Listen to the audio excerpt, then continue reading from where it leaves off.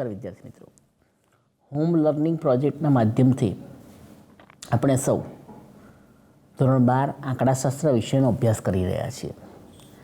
ત્યારે સૂચકાંક પ્રકરણની અંદર આપણે છઠ્ઠા ભાગમાં આજે થિયરીનો અભ્યાસ કરવાનો છે.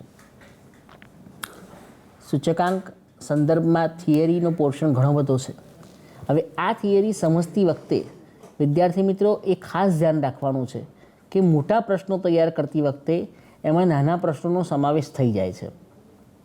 દરેકે દરેક વાક્ય જે પણ ગુણદોષ સ્વરૂપે, ગુણધર્મ સ્વરૂપે અથવા અન્ય કોઈ પણ સ્વરૂપે આપણે શીખી રહ્યા હોઈએ ત્યારે એના દરેકે દરેક વાક્યને બરાબર તૈયાર કરવાના છે, દરેકે દરેક ગુણધર્મને તૈયાર કરવાના છે. તો એના લીધે એના માધ્યમથી એમાંથી 1 માર્ક્સનો સેક્શન એ અથવા સેક્શન બીનો સવાલ પૂછાશે તો એ સવાલ તમને સરળતાથી તમે અસરકારક રીતે રજૂ કરી શકશો અને એ સવાલનો જવાબ તમે પરફેક્ટ આપી શકશો. તો એટલા માટે આપણે આજે સૂચકાંકની અંદર થિયરીનો આપણે અભ્યાસ કરીએ છીએ કે જેથી કરીને થિયરીની અંદર આપણે ઘણી બધી વસ્તુને આવરી લઈએ. તો સૌ પ્રથમ આપણે વાત કરીશું સૂચકાંકના લક્ષણોની. તો સ્ક્રીન ઉપર આપ જોઈ શકો છો સૂચકાંકના લક્ષણો. એને યાદ રાખવા માટે વિદ્યાર્થી મિત્રો આપણે એક સૂત્રનો ઉપયોગ કરીશું, જુદા તૂટસ્થ જુદા ભાષા. સ્ક્રીન પર જોઈ શકો છો આપ, જુદા જુદા એકમોની ચલ રાશિની કિંમતોમાં થતા ફેરફારો. તુ એટલે તુલનાત્મક માપ, ટ એટલે ટકાવારી ફેરફારો દર્શાવતું સાપેક્ષ માપ, સ એટલે સરેરાશના બધા લક્ષણો, જુદા જુદા એટલે જુદા સમયની પરિસ્થિતિની ગુણોત્તર દ્વારા સરખામણી, અને ભારી સરેરાશ માપ એટલે ભા અને સાપેક્ષ માપ હોવાથી મુક્ત છે એટલે સા. જુદા તૂટસ્થ જુદા ભાષા, જુદા તૂટસ્થ જુદા ભાષા. આ સૂત્ર યાદ રાખીને આપણે સૂચકાંકના લક્ષણોને બરાબર યાદ રાખી શકીએ. જુદા જુદા એકમોની ચલ રાશિની કિંમતોમાં થતા ફેરફારો સરખાવી શકાય છે. તો આપણે સાપેક્ષ રીત અને નિરપેક્ષ રીતની વાત કરી હતી કે જેની અંદર ઘઉંના 2 ભાવને સરખાઈએ છીએ. તો 2 ભાવોની સરખામણી છે, 2015નો ભાવ અને 2018નો ભાવ. તો એ ભાવોના સંદર્ભમાં આપણે આ વસ્તુને સમજવાની છે કે એ 2 ગુણોત્તરોની સરખામણી કરી શકીએ છીએ, ટકાવારી માપન કરી શકીએ છીએ. ત્યારબાદ બીજા મુદ્દાની વાત કરીએ તો સ્ક્રીન ઉપર આપ જોઈ શકો છો તુલનાત્મક માપ. તુલનાત્મક માપ એટલે બંનેની તુલના કરી શકાય એવું માપ છે. તુલનાત્મક માપ બંનેની તુલના કરી શકીએ છીએ. ઘઉં અને ચોખા, બાજરી અને જુવાર આવી કોઈ પણ 2 વસ્તુને આપણે ટકાવારીના માધ્યમથી એમાં કેટલો ટકાવારી ફેરફાર થયો, ભાવનો ફેરફાર થયો તે સરખાવી શકીએ છીએ. ત્યારબાદ ત્રીજી વસ્તુ છે ટકાવારી ફેરફારો દર્શાવતું સાપેક્ષ માપ.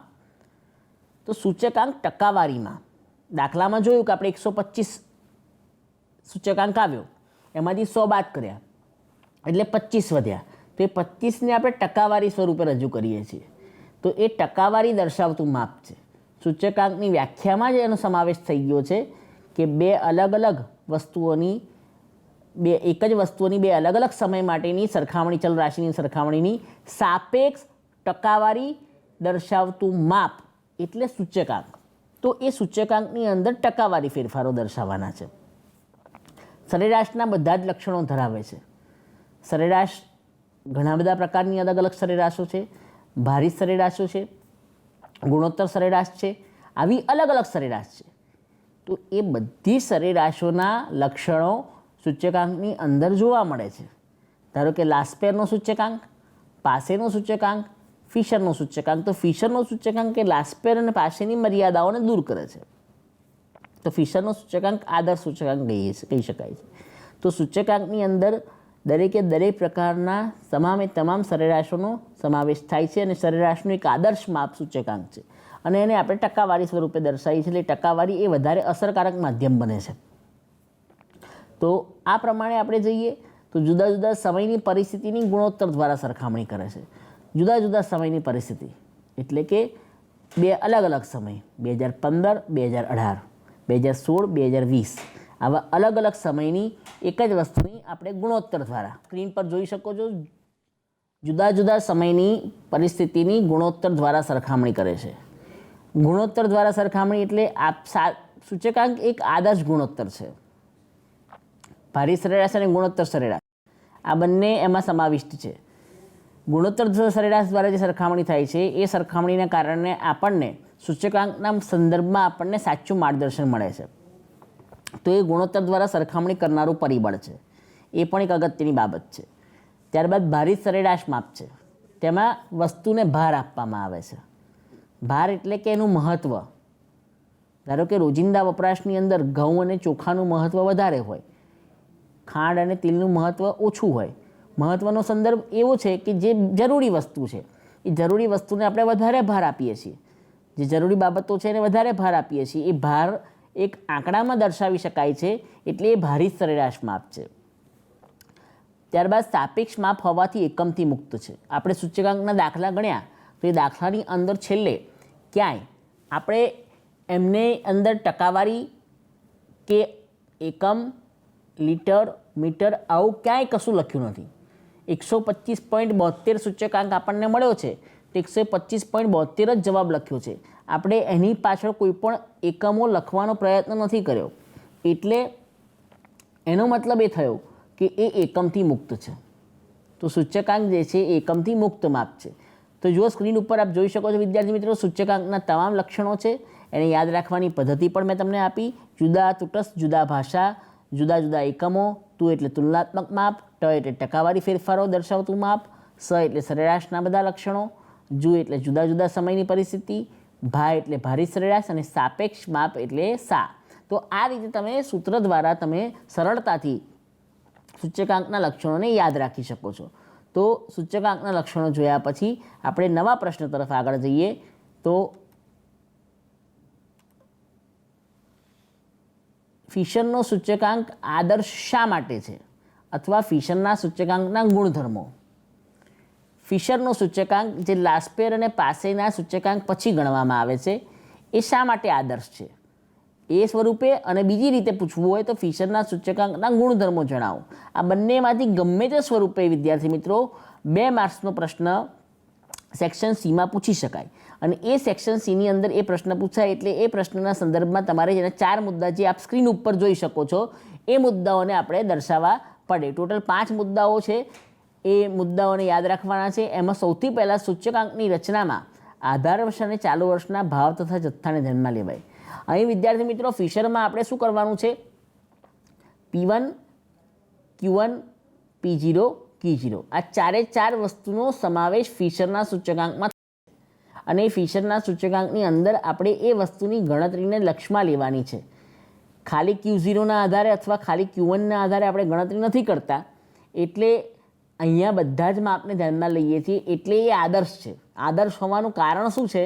તો એ એટલા માટે આદર્શ છે કે તેમાં બધી જ વસ્તુ બંને વર્ષના આધાર વર્ષ અને ચાલુ વર્ષના ભાવ અને આધાર વર્ષ અને ચાલુ વર્ષના જથ્થાને આપણે ધ્યાનમાં લઈએ છીએ. બીજી વસ્તુ સમય વિપર્યાસ અને પદ વિપર્યાસ. સમય એટલે આધાર વર્ષ અને ચાલુ વર્ષ. પદ એટલે Q1 એકબીજાની છેદમાં આવશે, Q0 એકબીજાના છેદમાં આવશે. એટલે પદ સ્વરૂપે પણ આપણે એનું સમાધાન થાય છે, સમય સ્વરૂપે બી સમાધાન થાય છે. એટલે સમય વિપર્યાસ અને પદ વિપર્યાસ પરીક્ષણનું સમાધાન કરે છે અને એ પ્રમાણે ફિશરનો સૂચકાંક આદર્શ છે.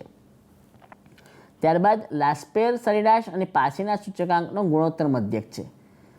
લાસ્પેર અને પાસે. લાસ્પેરના સૂચકાંકમાં શું છે વિદ્યાર્થી મિત્રો? તો એનું સૂત્ર છે IL બરાબર sigma P1 Q0 upon sigma P0 Q0 ગુણ્યા 100. તો લાસ્પેરના સૂચકાંકમાં Q0નો ઉપયોગ છે અને પાસેના સૂચકાંકમાં IP બરાબર sigma P1 Q1 upon sigma P0 Q1 ગુણ્યા 100. એટલે કે એમાં Q1નો ઉપયોગ છે. લાસ્પેરમાં આધાર વર્ષનો જથ્થો ધ્યાનમાં લીધો છે, પાસેની અંદર ચાલુ વર્ષનો જથ્થો ધ્યાનમાં લીધો છે. તો બંને જથ્થાને ધ્યાનમાં લીધા છે, પરંતુ ફિશરની અંદર આપણે બંનેને સમાવિષ્ટ કર્યા છે. એટલે લાસ્પેરની મર્યાદા Q1 નથી એ મર્યાદા અને પાસેની મર્યાદા Q0 નથી. એ બંનેની મર્યાદાઓને દૂર કરનારું એક આદર્શ માપ જે છે એ ફિશરનો સૂચકાંક છે અને એ ગુણોત્તર મધ્યક છે. બંનેનો ગુણાકાર થાય છે. IL અને IPનો ગુણાકાર કરવાનો છે અને એ ગુણાકાર કરીને એ ગુણોત્તર મધ્યક સ્વરૂપે રજૂ થાય છે. તો લાસ્પેરનો સૂચકાંક અને પાસેના સૂચકાંકને ગુણોત્તર મધ્યક હોવાથી એ આદર્શ સરેરાશ છે. ત્યારબાદ લાસ્પેર અને પાસેના સૂચકાંકના દોષોને સંતુલિત કરે છે. આગળ હમણાં જ આપણે ચર્ચા કરીએ એની જે મર્યાદા છે એને દૂર કરનારું પરિબળ છે. બંનેનો સમાવેશ થાય છે, બંનેની મર્યાદાઓ દૂર થાય છે અને એટલા માટે એ દોષોને સંતુલિત કરે છે, બંનેની મર્યાદાઓને દૂર કરે છે, એટલા માટે એ આદર્શ સૂચકાંક કહી શકાય. સૂચકાંક પક્ષપાતથી મુક્ત છે, ક્યાંય કોઈ પક્ષપાત નથી. લાસ્પેરમાં પક્ષપાત છે Q1 નથી લીધો અને પાસેમાં પક્ષપાત છે Q0 નથી લીધો. તો આવા પ્રકારનો કોઈ પક્ષપાત એમાં જોવા નથી મળતો. તો એ પ્રકારનો સૂચકાંક જે છે એ લાસ્પેર અને પાસે સૂચકાંકની મર્યાદાને દૂર કરે છે, એટલા માટે ફિશરનો સૂચકાંક આદર્શ સૂચકાંક છે. ફરી વિદ્યાર્થી મિત્રો સ્ક્રીન ઉપર આપ જોઈ શકો છો ફિશરનો સૂચકાંક આદર્શ શા માટે છે? તો ફાયદા પૂછ્યા છે તો ફાયદા લખવાના છે, પણ ફાયદાને કોઈ અલગ સ્વરૂપે વિધાન સ્વરૂપે પૂછ્યું હોય અને જો આપણે સમજી ના શકીએ તો એ સંજોગોની અંદર આપણે એનું અર્થઘટન ખોટું કરીએ તો આપણે લખવાની અંદર પણ ભૂલ કરીશું. મર્યાદા લખી નાખીશું અને ફાયદા માગ્યા છે તો બંનેમાં કોન્ટ્રાડિક્શન થશે અને એ સંજોગોમાં આપણો જવાબ ખોટો પડશે. તો આ બાબતને પણ ખાસ લક્ષમાં રાખવાની છે. શક્ય એટલો અમારા પક્ષે પ્રયત્ન કર્યો છે કે અલગ અલગ રીતે કઈ રીતે પૂછી શકાય, પણ એ બાબત આપણે પણ ધ્યાનમાં રાખવાની છે. તો આપણે નવા પ્રશ્ન તરફ આગળ વધીએ. તો ફિશરના સૂચકાંક આદર્શ શા માટે છે એ બાબતને આપણે લક્ષમાં લીધી, તેના બધા જ મુદ્દાઓને હાઇલાઇટ કરી રહ્યા છીએ અને એ મુદ્દાઓને ધ્યાનમાં રાખીને આપણે સમજૂતી આગળ મેળવવાની છે. હવે આગળના પ્રશ્ન તરફ જઈએ. તો આધાર વર્ષની પસંદગી કરતી વખતે શું ધ્યાન રાખશો અથવા આધાર વર્ષ કેવું હોવું જોઈએ? આધાર વર્ષની પસંદગી કરતી વખતે આપણે શું ધ્યાનમાં રાખવાનું છે અને આધાર વર્ષ કેવું હોવું જોઈએ એની આપણે વાત કરીએ છીએ. તો એ મુદ્દાઓને લક્ષમાં રાખીએ. આધાર વર્ષ કેવું હોવું જોઈએ અને આધાર વર્ષના મુદ્દાઓને ધ્યાનમાં રાખવાના છે. તો આધાર વર્ષ સામાન્ય હોવું જોઈએ, નોર્મલ હોવું જોઈએ. અતિવૃષ્ટિ, અનાવૃષ્ટિ, રોગ, મહામારીને ભૂકંપ જેવી કુદરતી આફતોથી મુક્ત હોવું જોઈએ. કુદરતી આફતો જે આપણે અલગ અલગ સ્વરૂપે કુદરત દ્વારા આપણને આફતો આવે છે એવી આફતોથી મુક્ત હોવું જોઈએ. કારણ કે એ સમય દરમિયાન ઘણા બધા ચેન્જીસ થઈ શકે. હવે એ સંજોગોમાં એ વર્ષને આપણે જો આધાર તરીકે, આધાર હંમેશા કેવો હોવો જોઈએ? આદર્શ હોવો જોઈએ.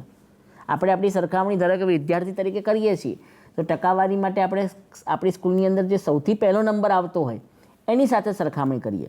આદર્શ આપણો એ બને કે મારે એના જેટલા ટકા લાવવા છે, મારે એના જેટલા પર્સન્ટેજ લાવવા છે, તો એ આપણા માટે એક આદર્શ હોય જોઈએ. તો એ આદર્શ જે છે એ એવું વર્ષ હોવું જોઈએ કે જેમાં આ પ્રકારની કુદરતી આફતો ના હોવી જોઈએ. યુદ્ધ, બળવો, હુલ્લડ, તોફાનો અને હડતાળ જેવી માનવ સર્જિત આફતોથી મુક્ત હોવું જોઈએ.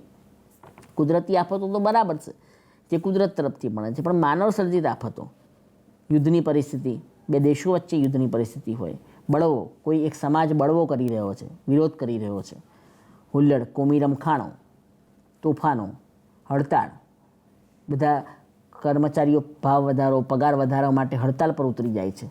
તો આવા કોઈ પણ સંજોગો જે માનવ સર્જિત કહી શકાય એવી આફતો જો એ વર્ષ દરમિયાન હોય તો એનાથી પણ મુક્ત હોવું જોઈએ. ચૂંટણી, સત્તાપલટો જેવી રાજકીય ઉથલપાથલોથી મુક્ત હોવું જોઈએ. એ વર્ષ દરમિયાન ચૂંટણી આવી હોય, પહેલાં કોઈ એક પક્ષની સરકાર છે, પછી બીજા પક્ષની સરકાર આવી ગઈ, કોઈ એક પક્ષની સરકાર જતી રહેશે એટલે એની પોલિસી, એના નિર્ણયો બધા બદલાઈ જશે. તો એ બધાને કારણે ધંધા ઉદ્યોગ ઉપર અલગ પ્રકારની અસરો પડશે. તો એ રાજકીય ઉથલપાથલોથી પણ મુક્ત હશે. કોઈ એક સરકારે લોખંડ ઉપર ટેક્સ નાખ્યો હશે, બીજી સરકાર આવશે એટલે એ ટેક્સ માફ કરી દેશે, તો બંને સંજોગોની અંદર લોખંડ ઉદ્યોગને ઘણી બધી અસર પડશે. તો એ સંજોગોમાં એ રાજકીય ઉથલપાથલોથી પણ મુક્ત હોવું જોઈએ. ત્યારબાદ તેજી મંદીના પરિબળો એવી આર્થિક ઉથલપાથલોથી મુક્ત હોવું જોઈએ. તેજી અને મંદીના પરિબળો જે છે એ જો બહુ મોટા પાયા પર અસર કરતા હોય તો ભાવ વધારો, ફુગાવો આવી ઘણી બધી પરિસ્થિતિઓ પર અસર પડતી હોય છે. તો એ સંજોગોમાં એ આર્થિક ઉથલપાથલોથી પણ મુક્ત હોવું જોઈએ. એટલે આર્થિક બાબતોમાં પણ કોઈ જાતની રૂટીન પ્રમાણે જે ચાલતી હોય એ પ્રમાણે હોવું જોઈએ. એમાં કોઈ પણ પ્રકારની દખલગીરી થઈ હોય અથવા કોઈ બીજા પરિબળો અસર કરી ગયા હોય એવું ના હોવું જોઈએ. પછી આધાર વર્ષ બહુ વધારે દૂરના ભૂતકાળના વર્ષનું ન હોવું જોઈએ. 2018ની સરખામણી કરી રહ્યા છીએ તો પછી આપણે 2010 કે 12 એ વર્ષને પસંદ કરીએ, પણ પછી આપણે બહુ દૂરનું 2001 સાથે 2018ની સરખામણી કરીશું તો પછી એ શક્ય નહીં બને. 2001ની પરિસ્થિતિ જુદી હતી, 2001ના સંજોગો જુદા હતા, 2001ના સમયગાળા દરમિયાન લોકોની માનસિકતા, લોકોના ખર્ચ, બધી વસ્તુ અલગ હતી. અત્યારના સંજોગોમાં લોકોની પરિસ્થિતિ, લોકોના ખર્ચ અલગ છે. એ સમયે ટેલિફોન એ મોશોકની જરૂરિયાત ગણાતી હતી, અત્યારે ટેલિફોન જીવન જરૂરિયાત ગણાય છે. તો એ બંને સંજોગોમાં ઘણો બધો ડિફરન્સ હોય. એટલા માટે બહુ દૂરના વર્ષોને, ભૂતકાળના વર્ષોને આપણે સરખામણી કરી ન શકીએ. તો વિદ્યાર્થી મિત્રો, સ્ક્રીન ઉપર આપ જોઈ શકો છો 6 મુદ્દા બરાબર ધ્યાનથી સમજવાના છે. આધાર વર્ષ કેવું હોવું જોઈએ, એટલે આધાર વર્ષના સંદર્ભમાં આ પ્રશ્ન પૂછાય છે, તો એ મુદ્દાઓને બરાબર ધ્યાનથી સમજવાના છે અને મુદ્દાઓ લખવાના છે. તો આ પ્રમાણે મુદ્દાઓને તૈયાર કરવાના છે. ત્યારબાદ આગળની વાત કરીએ તો અચલ આધારની રીત. અહીં વિદ્યાર્થી મિત્રો આપણે અચલ આધારની રીતને ફરીથી એકવાર રિમાઇન્ડ કરીએ. અચલ આધારની રીતમાં શું હતું કે આધાર વર્ષ કોમન હતું. આધાર વર્ષ એક અચલ હતું, સ્થિર હતું. એક જ વર્ષ 2008ના વર્ષને આધાર તરીકે લો એવી દાખલામાં સૂચના હતી અને એ સૂચનાને આધારે આપણે દાખલો ગણતા હતા. તો આ અચલ આધારની રીત, જેનો આધાર સ્થિર છે, એના ગુણદોષ પૂછવામાં આવ્યા છે, ગુણદોષ જણાવવાના છે. તો એનો સૌથી પહેલો ગુણ કે આધાર વર્ષની કિંમત સ્થિર હોવાથી ગણતરીમાં એક સૂત્રતા જળવાય છે. બધાના છેદમાં સમાન કિંમત હોવાથી બધાની સરખામણી કોઈ એક ચોક્કસ કિંમત સાથે થાય છે, તે એક સૂત્રતા જળવાય છે. બીજી, ચલની લાંબા ગાળાની સરખામણી માટે પણ ઉપયોગી છે, કારણ કે આપણે અચલ આધારમાં જે વર્ષ નક્કી કર્યું છે એની અલગ અલગ વર્ષો સાથે સરખામણી કરી છે, એટલે બહુ લાંબા ગાળાની સરખામણી પણ શક્ય છે. સમજવામાં સરળ છે. અચલ આધારની રીત સમજવામાં બહુ સરળ છે. કોઈ એક જ વર્ષને આધાર તરીકે લેવાનું છે, એટલે છેદમાં એ જ વર્ષ લેવાનું છે, ગુણ્યા 100 કરવાના છે. ખાલી ઉપરનો આંકડો બદલાતો જશે અને બાકીના બધા આંકડા સમાન રહેશે. સમજવાની દ્રષ્ટિએ પણ સરળ છે. અને સમયના સમગ્ર ગાળા માટે આધાર વર્ષ અચલ રહે છે, એટલે કે સ્થિર રહે છે. અચલ એટલે કે સ્થિર રહે છે. આધાર વર્ષ સમાન રહે છે, જેથી કરીને બીજા કોઈ પ્રશ્ન આવતા નથી. તો આ સંજોગોમાં વિદ્યાર્થી મિત્રો આપણે ગુણની વાત કરી. હવે આમાંથી 1 માર્ક્સનો પ્રશ્ન બનાવી શકે કે કઈ રીતની અંદર લાંબા ગાળાની સરખામણી માટે કઈ રીત ઉપયોગી છે. તો આપણે એનો જવાબ અચલ આધારની રીત કહી શકીએ. સમયના સમગ્ર ગાળા માટે રીતમાં આધાર વર્ષ અચલ રહે છે, તો એનો જવાબ આપણે અચલ આધારની રીત કહી શકીએ. આમ વિદ્યાર્થી મિત્રો ખાસ ધ્યાન રાખો, આપણે સવાલને યાદ રાખવાનું છે અને જવાબને પણ યાદ રાખવાનો છે.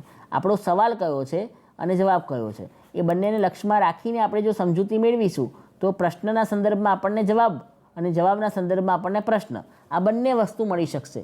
આપણે જે સવાલ પૂછ્યો છે, મેં તમને હમણાં જ કીધું એમ, 1 માર્ક્સના ઘણા બધા ઓબ્જેક્ટિવ પ્રશ્નો સેક્શન બી અને સેક્શન એમાં જે પૂછાય છે એના માટે આવી મોટી થિયરી જો બરાબર તૈયાર કરવામાં આવી હોય તો એને આધારે આપણને જવાબો મળે. તો મોટી થિયરી તૈયાર કરશો તો આપોઆપ તમને એના નાના નાના પ્રશ્નો તમને મળી જશે કે લાંબા ગાળાની સરખામણી માટે કઈ રીત ઉપયોગી છે, તો અચલ આધારની રીત.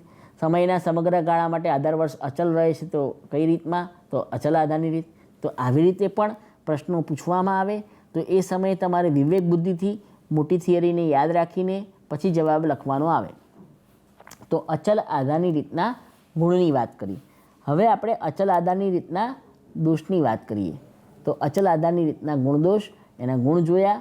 હવે આપણે એના દોષ જોઈશું. તો પહેલો દોષ જે છે એ ગ્રાહકની રુચિ, ફેશન અને ટેવમાં ફેરફાર થાય છે અને નવી વસ્તુને સમાવી શકાતી નથી. હવે વિદ્યાર્થી મિત્રો, મેં હમણાં જ વાત કરીએ મોબાઈલ, 2001ની અંદર મોબાઈલ મોશોકની જરૂરિયાત હતી અને અત્યારના સંજોગોમાં મોબાઈલ જીવન જરૂરિયાત છે. ગ્રાહકોની રુચિ, 10 વર્ષ પહેલાં ગ્રાહકોની રુચિ, ફેશન, ટેવમાં ફેરફાર હતો. પહેલાંની પરિસ્થિતિ જુદી હતી, અત્યારની પરિસ્થિતિ જુદી છે. તો આ બધી વસ્તુ એમાં આપણે બંનેની સરખામણી કરીએ છીએ ત્યારે આપણે નવી વસ્તુને એમાં સમાવી શકતા નથી. તો એ સંજોગોની અંદર આપણે સરખામણી બરાબર નથી કરી શકતા. 2001ની અંદર જે વસ્તુ હતી એ જ વસ્તુના ધ્યાનમાં રાખીને 2018ની વસ્તુઓ દેવામાં આવે છે. 2018માં આપણે કોઈ નવી વસ્તુને આપણા લિસ્ટમાં દાખલ નથી કરી શકતા, નવી વસ્તુને સમાવી શકતા નથી. એ સૌથી મોટી મર્યાદા છે, કારણ કે એ સમયને પરિસ્થિતિના સંજોગો અલગ હતા, અત્યારની વર્તમાન પરિસ્થિતિ સંજોગો અલગ છે. ત્યારબાદ બીજો પ્રશ્ન, સામાન્ય પરિસ્થિતિવાળું વર્ષ મેળવવું મુશ્કેલ છે.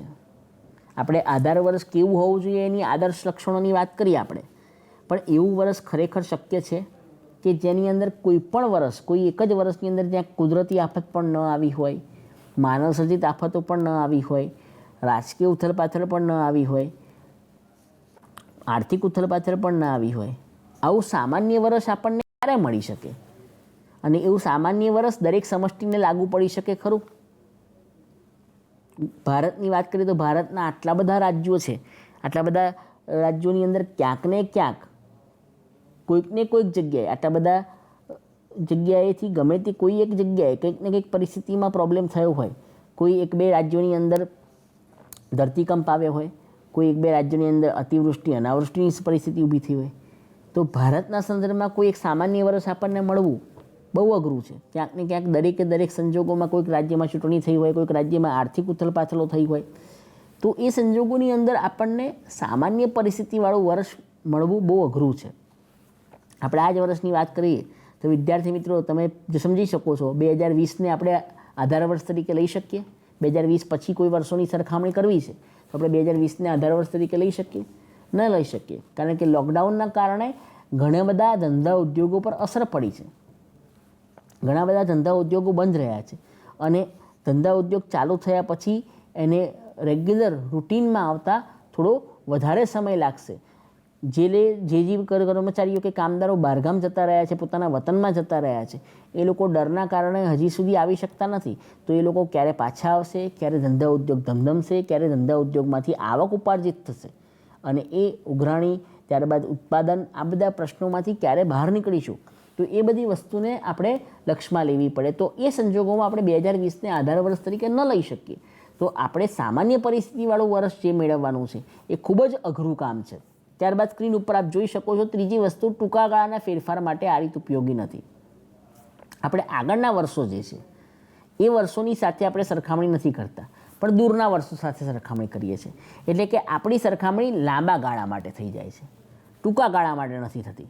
ટૂંકા ગાળાની સરખામણી માટે આપણે આ રીતનો ઉપયોગ નથી કરી શકતા. અચળ આધારની રીત લાંબા ગાળાની સરખામણી કરે છે. 2008ની 2018 સાથે, 2008ની 2017 સાથે, 2008ની 2020 સાથે આવી સરખામણી જ્યારે કરવામાં આવે છે ત્યારે ખૂબ જ લાંબા સમયની, લાંબા ગાળાની સરખામણી થાય છે. ત્યારબાદ પસંદગી પામેલ વસ્તુની ગુણવત્તામાં ફેરફાર જોવા મળે, તેમના ભારમાં જરૂરી ફેરફાર કરવા શક્ય નથી. જે પસંદગી પામેલી વસ્તુની ગુણવત્તામાં ફેરફાર જોવા મળે, પહેલાંના સમયમાં વસ્તુની ગુણવત્તા એ અને અત્યારના સમયમાં વસ્તુની ગુણવત્તા, આ બંનેમાં તફાવત જોવા મળે છે. તેમના ભારમાં જરૂરી ફેરફાર કરવા શક્ય નથી. એટલે કે એવા સંજોગોની અંદર આપણે જે 2008ની અંદર કે 2009ની અંદર આપણે પ્રકારની ગુણવત્તાવાળું તેલ કે ઘી વાપરતા હતા એમાં અને અત્યારે જે ઘીને તેલ વાપરીએ છીએ એ બેની ગુણવત્તામાં ઘણો બધો તફાવત છે. પરંતુ આપણે એ વસ્તુની અંદર જેટલો ભાર આપણે 2008માં આપતા હતા એટલો જ ભાર 2018માં આપવો પડે. આપણે ભારમાં કે એની અંદર કોઈ ફેરફાર નથી કરી શકતા. એ સૌથી મોટી મર્યાદા છે. એની કિંમતમાં ફેરફાર થયો હોય પણ એના ભારમાં આપણે ફેરફાર ન કરી શકીએ. દૂરનું ભૂતકાળનું વર્ષ પસંદ કર્યું હોય તો સરખામણી યોગ્ય ગણાય નહીં. અહીં વાત કરીએ એમ દરેકે દરેક બહુ દૂરનું વર્ષ પસંદ કર્યું છે તો એમાં સરખામણી યોગ્ય, આપણે સરખામણી કરી શકીએ ખરા, ટકાવારી દર્શાવી શકીએ ખરા, બધી વસ્તુ શોધી શકીએ ખરા, પરંતુ એ વ્યવહારિક દ્રષ્ટિએ એ સરખામણી યોગ્ય નથી. કારણ કે આપણે 2008ની સરખામણી 2020 સાથે 12 વર્ષનો તફાવત છે ત્યારે સરખામણી કરીએ છીએ તો ત્યારના સંજોગો, સમય, પરિસ્થિતિ, ફેશન, ટેવ, અભિરુચિ બધામાં ફેરફાર છે, ઘણો બધો ચેન્જ આવી ગયો છે. તો એ સંજોગોની અંદર આપણે સરખામણી કરી શકીએ પણ એ સરખામણી યોગ્ય ગણાય નહીં. તો વિદ્યાર્થી મિત્રો આ મુદ્દાઓને ખાસ ધ્યાનમાં રાખજો. આ પણ એક જાતના ઓબ્જેક્ટિવ પ્રશ્નો બની શકે કે જે આપણે સ્ક્રીન ઉપર જોઈ શકીએ છીએ. ટૂંકા ગાળાના ફેરફાર સરખાવવા માટે કઈ રીત ઉપયોગી નથી? તો આપણે જોઈએ એમ અચલ આધારની રીત ઉપયોગી નથી. ગ્રાહકની રુચિ, ફેશન, ટેવમાં ફેરફાર થાય તો નવી વસ્તુ સમાવી નથી શકાતી એવી કઈ પદ્ધતિ છે? તો એ અચલ આધારની રીત છે. તો આ પ્રકારના પ્રશ્નો, એક માર્ક્સના ઓબ્જેક્ટિવ પ્રશ્નો આ સંજોગોમાં બનાવી શકાય અને એની અંદર આ પ્રશ્નોને બરાબર સમજ્યા હોઈએ તો આપણે સરળતાથી સારી રીતે આપણે એની રજૂઆત કરી શકીએ. ત્યારબાદ પરંપરિત આધારની રીતના ગુણદોષની વાત કરીએ મિત્રો. પરંપરિત આધારને આપણે ફરી યાદ કરી લઈએ. તો પરંપરિત આધાર શું છે? અગાઉના વર્ષને આપણે આધાર તરીકે લઈએ છીએ, ઉપરના વર્ષને આપણે આધાર તરીકે લઈએ છીએ. તો એ પરંપરિત આધારની રીત છે. એ સંજોગોમાં એના ફાયદા એટલે કે ગુણ, તો ગ્રાહકની ફેશન ટેવ અભિરુચિમાં ફેરફાર જોવા મળે છે. નવી વસ્તુનો સમાવેશ કરી શકાતો નથી. ગ્રાહકની ફેશન ટેવ અભિરુચિ એ ફેરફાર જોવા મળે છે. એમાં આપણે નવી વસ્તુને સમાવેશ નથી કરી શકાતો, પણ બહુ મોટો તફાવત જોવા નથી મળતો. 2017ની પરિસ્થિતિ 2018ની પરિસ્થિતિમાં બહુ મોટો ચેન્જ જોવા નથી મળતો. એ એનો ગુણ છે. બીજી વસ્તુ, ચલની ટૂંકા ગાળાની સરખામણી. આપણે એક્ઝેક્ટ આગળના વર્ષ સાથે સરખામણી કરીએ છીએ, એટલે ખૂબ જ ટૂંકા ગાળાની સરખામણી. તો એ ટૂંકા ગાળાની સરખામણી માટે એ ઉપયોગી છે અને એનાથી આપણને સાચું માર્ગદર્શન ને માપન મળી શકે છે. આપણને જે માપ મળશે એ સાચું ને સચોટ મળશે, વિશ્વસનીય મળશે. જે સરખામણી થશે એ વિશ્વસનીય થશે. ત્યારબાદ આધાર વર્ષની પસંદગીનો પ્રશ્ન ઉપસ્થિત થતો નથી.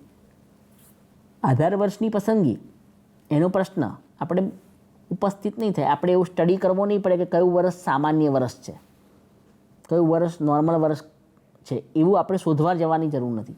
આપણે અગાઉના વર્ષ સાથે સરખામણી કરવાની છે. તે સંજોગોની અંદર આપણે એની સરખામણી સીધી કરી શકીએ છીએ. એટલા માટે આપણે બીજી કોઈ સર્ચ કરવાની, બીજી કોઈ વસ્તુ શોધવાની જરૂર નથી. ત્યારબાદ સ્ક્રીન પર જોઈ શકો છો વિદ્યાર્થી મિત્રો કે દાખલા એની અંદર આપણે જે સ્ક્રીન ઉપર આપણે જોઈ શકો છો કે જે ટૂંકા ગાળા માટે આપણે સરખામણી કરવાની છે એની અંદર નજીકના ભૂતકાળ સાથે સરખામણી થતી નથી. થતી હોવાથી આર્થિક વેપાર અને વાણિજ્ય ક્ષેત્રે આ રીત ઉપયોગી છે. વેપાર વાણિજ્ય અને આર્થિક બાબતોમાં આપણે અગાઉના વર્ષની પંચવર્ષીય યોજનાઓ, અગાઉના વર્ષમાં રહેલા વેપાર ઉદ્યોગના કાચા નફાના, ચોખ્ખા નફાના દર, એની આપણે અહીંયા સરખામણી કરી શકીએ છીએ. તો બહુ નજીકના ભૂતકાળ સાથે સરખામણી કરવાથી આપણને બંને વર્ષોનો ડિફરન્સ આપણને ખબર પડશે અને એ આપણને આગળના વર્ષો માટે માર્ગદર્શન આપશે કે ભાઈ 2016 અને 2017ની પરિસ્થિતિ શું છે. તો એને આધારે આપણે આગળના સંજોગોમાં કયા પ્રકારની નીતિ ઘડતર કરવું જોઈએ એનું આપણને માર્ગદર્શન મળી શકે છે. એટલે એ પણ એક મોટો ફાયદો છે. ઉત્પાદન અને વેચાણના સૂચકાંક મોસમી અને ચક્રીય વધઘટથી મુક્ત હોય છે. ઉત્પાદન અને વેચાણના સૂચકાંક મોસમી અને ચક્રીય વધઘટથી મુક્ત હોય છે. એટલે કે ઉત્પાદન 12 માસ ચાલુ હોય છે. પતંગનું વેચાણ ડિસેમ્બર જાન્યુઆરીમાં જોવા મળે, પણ પતંગનું ઉત્પાદન 12 માસ ચાલુ હોય છે.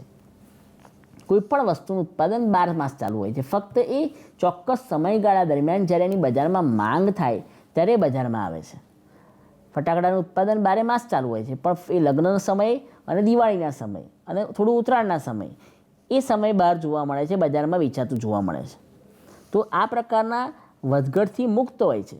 એટલે એ સંજોગોની અંદર એનું ઉત્પાદન સતત ચાલુ રહેતું હોય છે.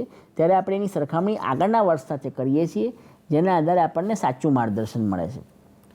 ત્યારબાદ વિદ્યાર્થી મિત્રો ખાસ હાઇલાઇટ કરીને આપણે બતાવવાનો પ્રયત્ન કરી રહ્યા છે, તો ધ્યાનથી આપ સમજશો કે જેથી કરીને પ્રશ્નને બરાબર સમજી શકાય. ત્યારબાદ દોષ જોઈ રહ્યા છે વિદ્યાર્થી મિત્રો આપણે, તો અગાઉના વર્ષ સાથે સરખામણી થતી હોવાથી એ સચોટતા રહેતી નથી. જે અચલ આધારની રીતના ગુણ છે એ અહીંયા દોષ બને છે. અગાઉના વર્ષ સાથે સરખામણી થતી હોવાથી સમાનતા નથી રહેતી. અલગ અલગ આધાર, દરેકનો છેદ બદલાઈ જાય છે, દરેકનો આધાર બદલાઈ જાય છે. તો એ સંજોગોમાં આપણને સમાનતા રહેતી નથી. ત્યારબાદ કોઈ એક વર્ષની ગણતરીમાં ભૂલ થાય તો પછીના વર્ષની ભૂલની અસર ચાલુ રહે છે. કોઈ એક વર્ષે આપણે ભાવ લેવામાં કંઈ પણ જગ્યાએ ભૂલ કરી તો એ સંજોગોની અંદર પછીના વર્ષોમાં પણ ભૂલની અસર ચાલુ રહે છે. કારણ કે જો કોઈ એક વર્ષનો આપણે ભાવ અથવા વસ્તુ અથવા કોઈ પણ પ્રકારની કિંમત આંકડા ખોટા લીધા તો પછી આપણે સરખામણી એની જોડે કરીએ છીએ એટલે એ ગણતરી પણ ખોટી પડશે. એમ પાછળની બધી ગણતરીઓ ખોટી પડી શકે. લાંબા ગાળાના ફેરફાર સરખાવવા આ રીત ઉપયોગી નથી, કારણ કે આપણે ટૂંકા ગાળા માટે ફેરફાર કરીએ છીએ, ફક્ત અગાઉના વર્ષ સાથે સીધી સરખામણી કરીએ છીએ.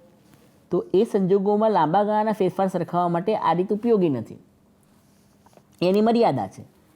એકાદ વર્ષની માહિતી ઉપલબ્ધ ના હોય તો પછીના વર્ષ માટે સૂચકાંક ન મેળવી શકાય. ધારો કે 2008ની માહિતી નથી આપણી પાસે, તો 2009ની માહિતી માટે આપણે સૂચકાંક શોધી ન શકીએ, કારણ કે 2008નો સૂચકાંક જો આપણી પાસે નથી તો આપણે 2009માં છેદમાં આધાર તરીકે આપણે કયો સૂચકાંક લેવો, એ સૌથી મોટો પ્રશ્ન ઊભો થાય અને એ સંજોગોમાં આપણે સરખામણી કરી શકીએ નહીં.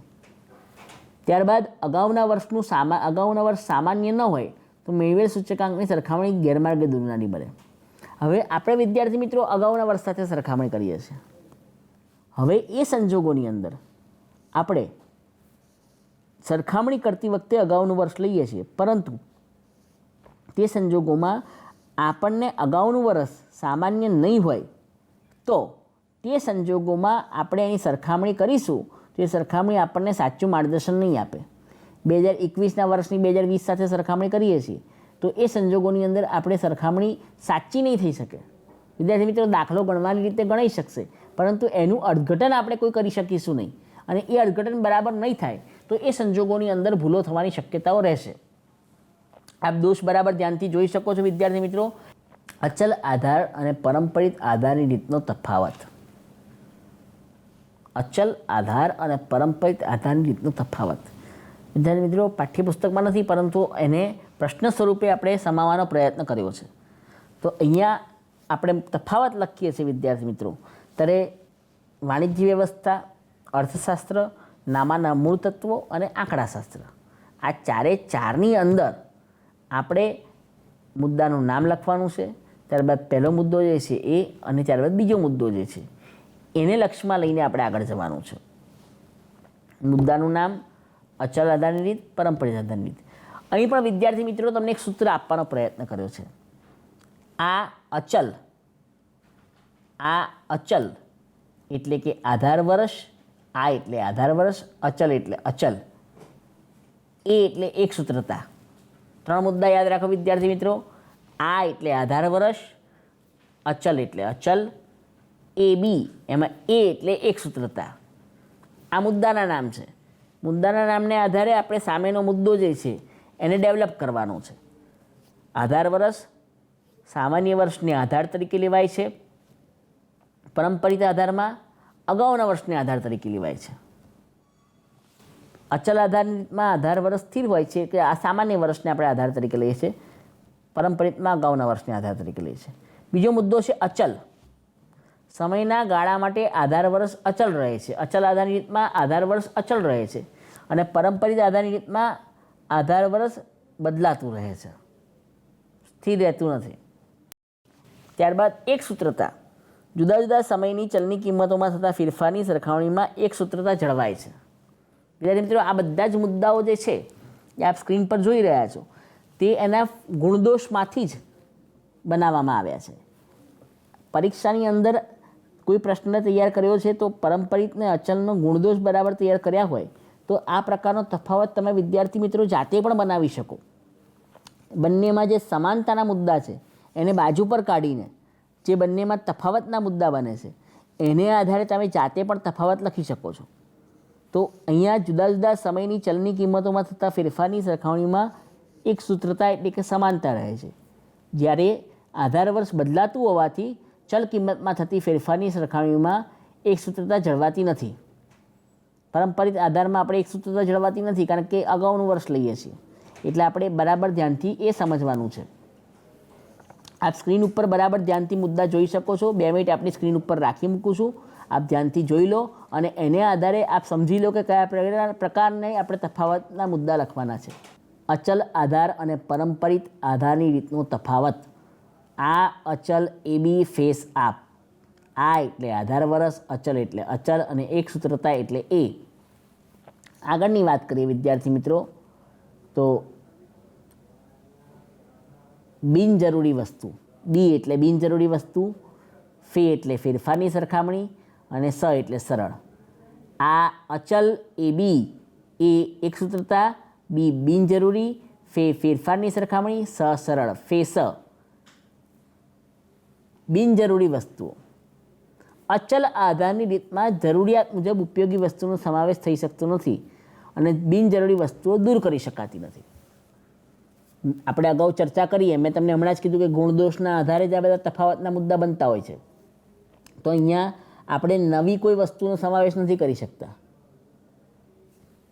પારંપરિકમાં જરૂરિયાત મુજબ ઉપયોગી વસ્તુનો સમાવેશ કરી શકાય છે. બિનજરૂરી વસ્તુ દૂર કરી શકાય છે.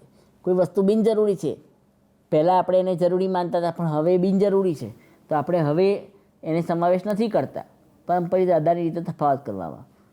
ત્યારબાદ ફેરફારની સરખામણી. તો અચલ આધારની રીતમાં લાંબા ગાળાની ફેરફારની સરખામણી છે, પારંપરિક આધારમાં ટૂંકા ગાળા ફેરફારની સરખામણી છે. તો બંનેમાં મોટો તફાવત છે. ત્યારબાદ ત્રીજો મુદ્દો, એના પછીનો મુદ્દો છે સરળ. ગણતરીમાં સરળ છે અને સમજવામાં સહેલી છે. અચલ આધારની રીત બહુ સરળ છે, કારણ કે એક આધાર વર્ષ નક્કી કરી લીધું છે, પછી એને દર વર્ષે આગળ લઈ જવાનું છે. જ્યારે પારંપરિક આધારની રીતમાં કોઈ એક વર્ષ માટે ભૂલ થાય તો દરેક વર્ષ માટે ભૂલ થવાની શક્યતાઓ રહેલી છે. તો એ સંજોગોની અંદર સરળતા ઓછી જોવા મળે છે. તો અચલ આધારની રીત અને પારંપરિક આધારની રીત, આ અચલ એ બી ફેસ આપ. તો હવે આગળના મુદ્દા જઈએ છીએ આપણે.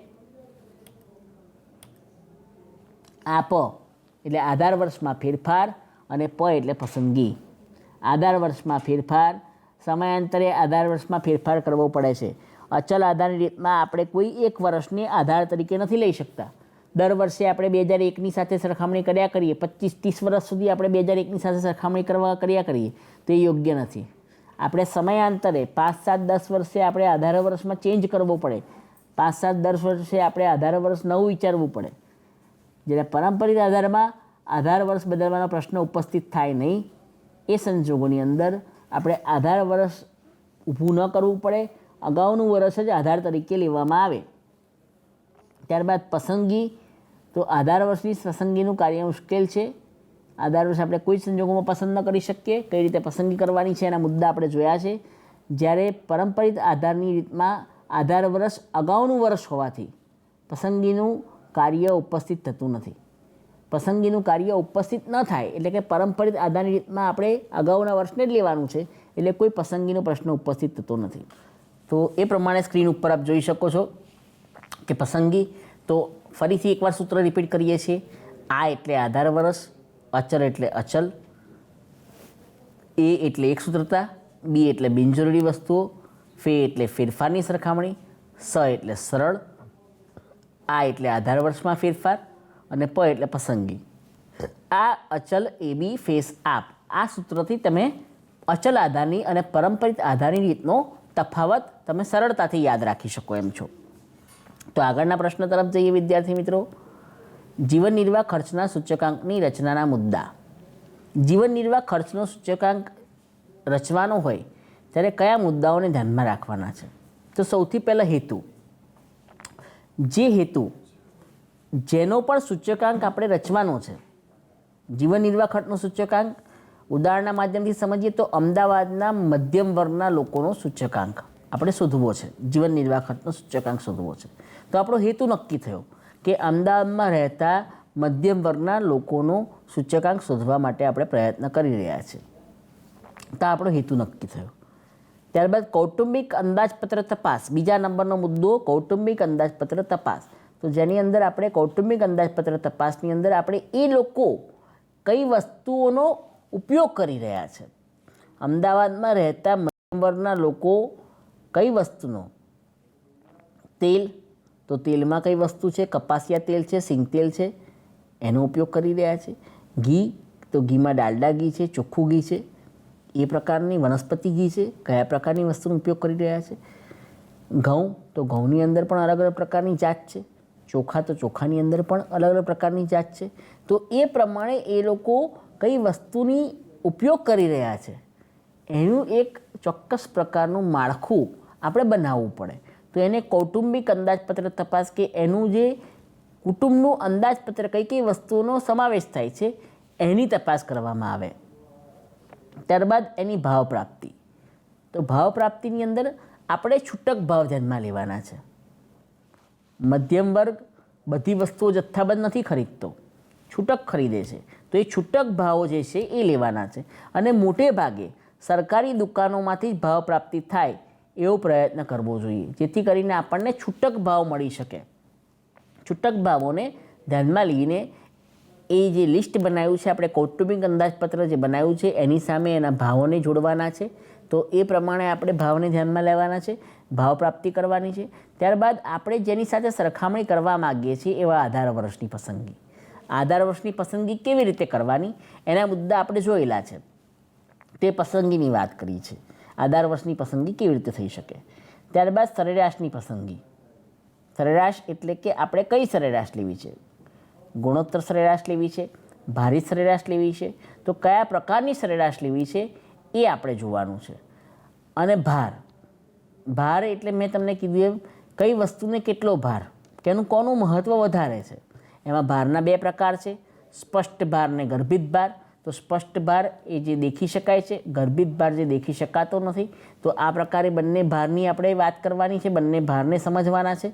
જે દેખી શકાય છે એવો સ્પષ્ટ ભાર અને ગર્ભિત ભાર જે છુપાયેલો છે. કોઈ પણ એક વસ્તુની અંદર ઘણી બધી વસ્તુ અંદર સંકળાયેલી હોય. બળતણ તો બળતણમાં આપણે ગેસનો પણ ઉપયોગ કરીએ છીએ, લાકડાનો પણ ઉપયોગ કરીએ છીએ, કપડાને બાળવાનો ઉપયોગ કરીએ છીએ. તો એ એનો અલગ અલગ વસ્તુઓ થઈ. તો એ સંજોગોની અંદર આપણે એના ભારને આપણે ધ્યાનમાં લેવાના છે. તો આ રીતે એક જીવન નિર્વાહ ખર્ચના સૂચકાંકની રચના કરવાની છે. મુદ્દા આપ જોઈ શકો છો સ્ક્રીન ઉપર. હેતુ, કૌટુંબિક અંદાજપત્ર તપાસ, ભાવ પ્રાપ્તિ, આધાર વર્ષની પસંદગી, સરેરાશની પસંદગી અને ભાર. તો આ બધા મુદ્દાઓને આપણે ધ્યાનમાં રાખીને એની રચના કરવાની છે. તો રચનાના મુદ્દાઓને આપણે સમજ્યા. હવે આપણે આગળના પ્રશ્ન તરફ જઈએ. જીવન નિર્વાહ ખર્ચનો સૂચકાંક આપણે રચવાનો છે. તો એ રચનાના ફાયદા આપણે જોવાના છે કે કયા કયા પ્રકારના આપણને ફાયદા જોવા મળે છે.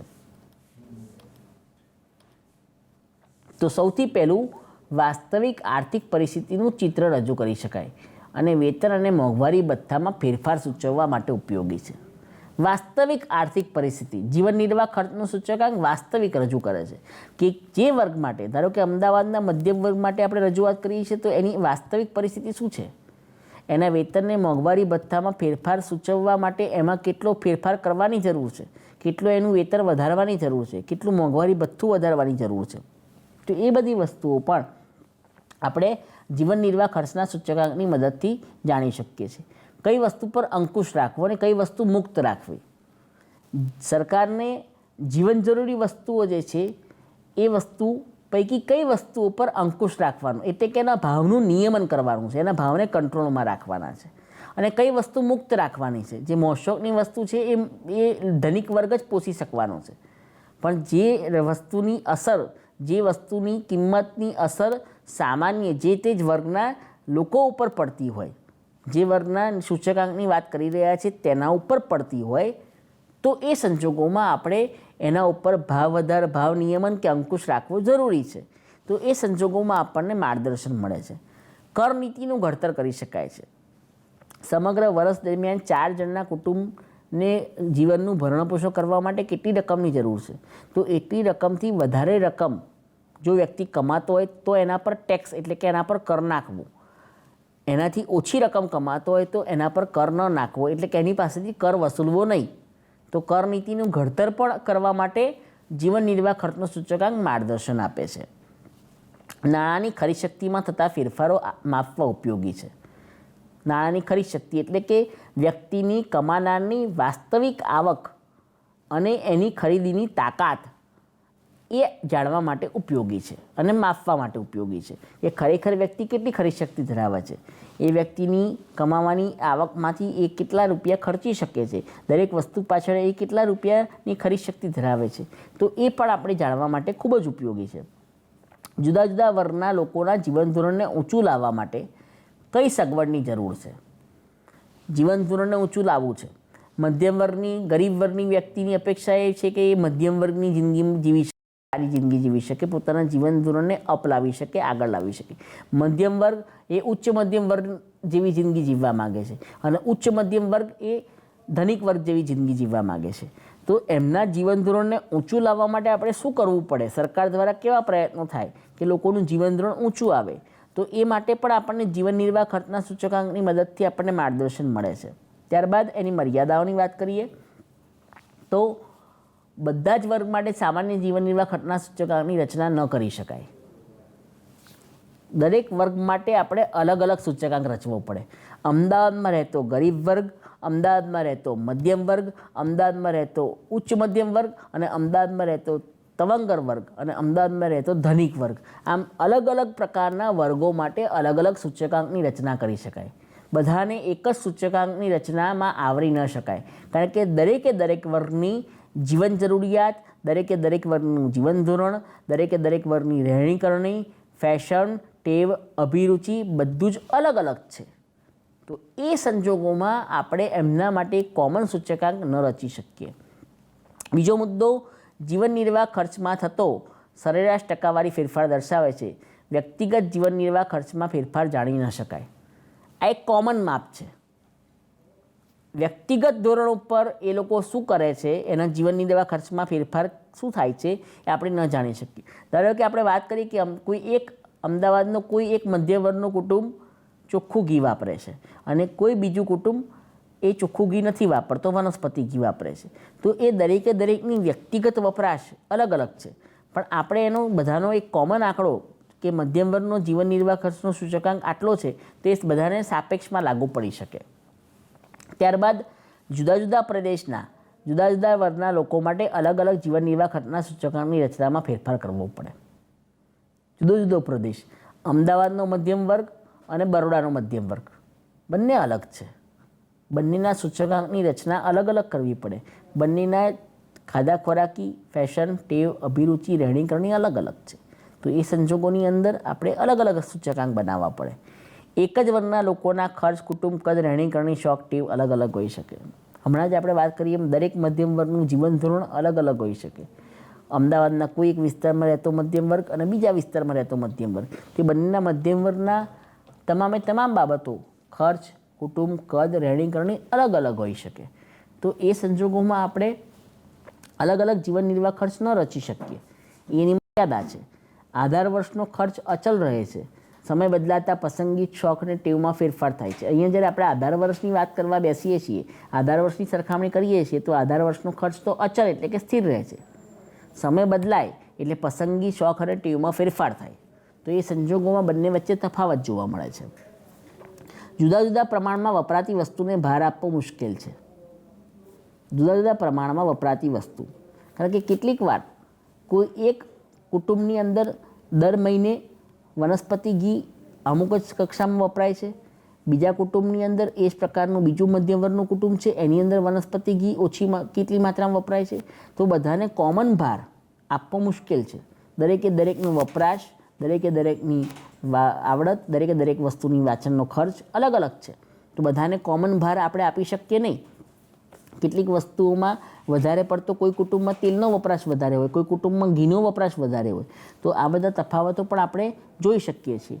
તો જીવન નિર્વાહ ખર્ચના સૂચકાંકની આ મર્યાદાઓ આપણે સ્ક્રીન ઉપર આપ જોઈ શકો છો. તો એ મર્યાદાઓને પણ લક્ષમાં રાખવી પડે અને એના આધારે પણ પ્રશ્નો બનતા હોય તો એ પ્રશ્નોને પણ તમારે ઓબ્જેક્ટિવ ટાઈપના પ્રશ્નો અને VSQ પ્રકારના જે પ્રશ્નો પૂછાય છે, એ પ્રશ્નોની અંદર પણ તમારે જવાબ બરાબર ધ્યાનથી લખવા પડે. તો એ બધા મુદ્દાઓને પણ આપણે સમજવાના છે. ત્યારબાદ વિદ્યાર્થી મિત્રો, આપણે આગળના પ્રશ્ન તરફ જઈએ. જીવન નિર્વાહ ખર્ચના સૂચકાંકના ઉપયોગો જણાવો. તો એ ઉપયોગો માટે પણ આપણે એક સૂત્ર છે. આવો કૃજી રાજમાં ધમુકાવે.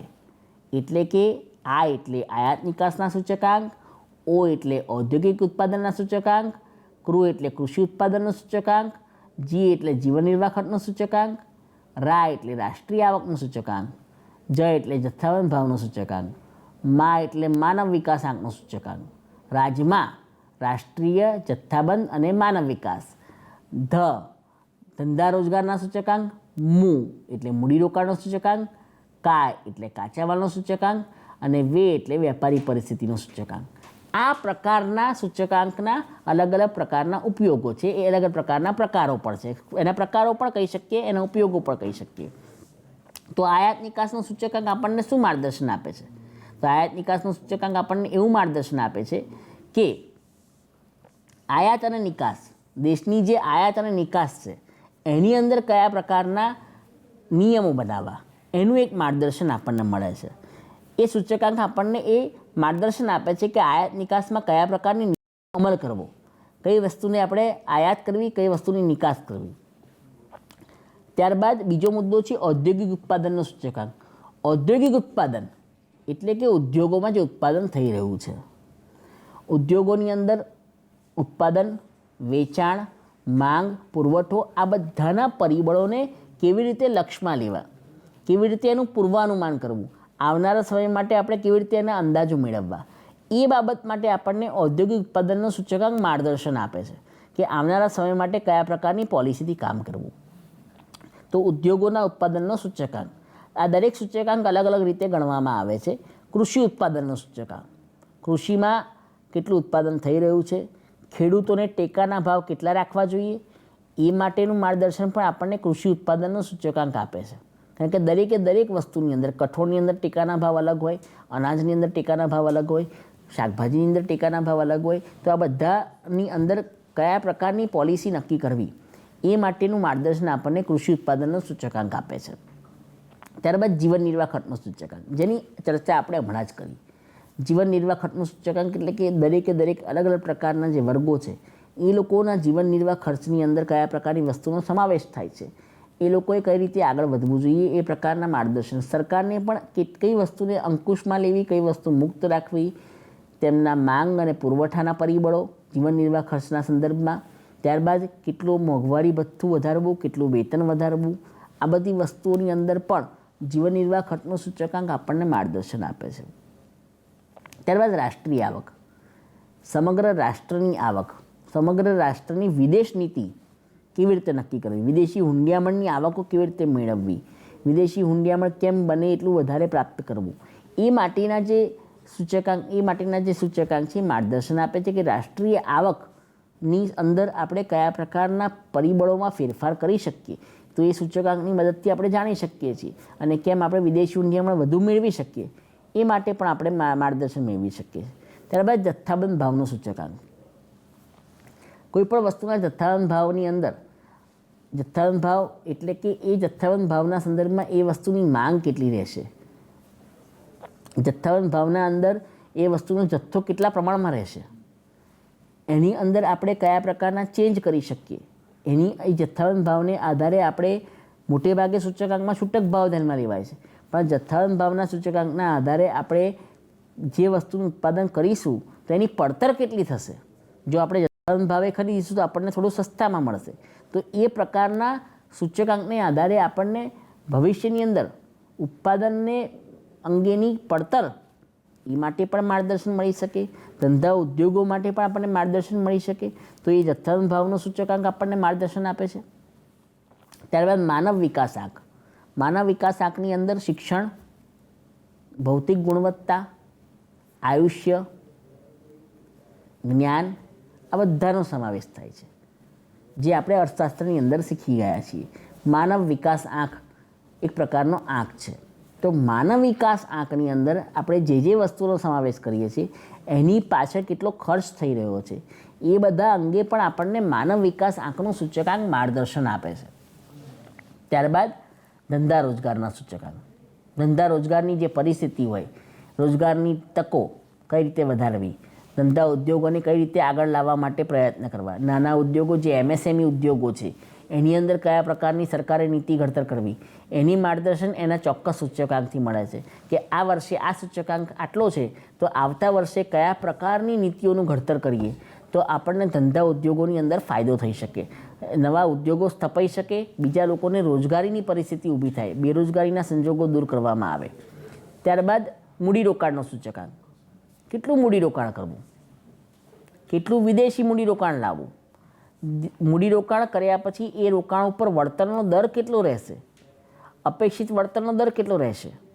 તો એ બધી વસ્તુઓ આપણને મૂડીરોકાણના સૂચકાંકની અંદર માર્ગદર્શન મળે છે કે આપણે જે મૂડીરોકાણ કરી રહ્યા છીએ એ પ્રમાણે આપણને વળતર મળી રહ્યું છે કે નહીં, અને એમાં કયા પ્રકારની નીતિ આવનારા સમયમાં નક્કી કરવી એનું માર્ગદર્શન આપણને મૂડીરોકાણનો સૂચકાંક આપે છે. ત્યારબાદ કાચા માલનો સૂચકાંક, કાચો માલ, જથ્થાબંધ ભાવ અને છૂટક ભાવ. કાચો માલ, અડતૈયાર માલ એમ અલગ અલગ પ્રકારના માલ, એ માલની કિંમતો કેટલી હોઈ શકે અને એ પ્રમાણે આવનારા સમયમાં ઉત્પાદન અને વેચાણની અંદર કયા પ્રકારના ફેરફારો થઈ શકે, એની પડતર કેવી રીતે નક્કી થઈ શકે, એ બાબતોનું માર્ગદર્શન આપણને કાચા માલના સૂચકાંક પરથી મળે છે. ત્યારબાદ વેપારી પરિસ્થિતિ, તેજી મંદીના પરિબળો, સરકારની નીતિઓ, આ બધાની અસર વેપારી પરિસ્થિતિ પર પડતી હોય છે. અન્ય કોઈ મહામારી, અન્ય કોઈ સંજોગો, એ બધાની અસરો આપણે વર્તમાનમાં જોઈએ છીએ કે કોરોના મહામારીને કારણે વેપાર ઉદ્યોગોની પરિસ્થિતિ બધું અટકી ગઈ છે.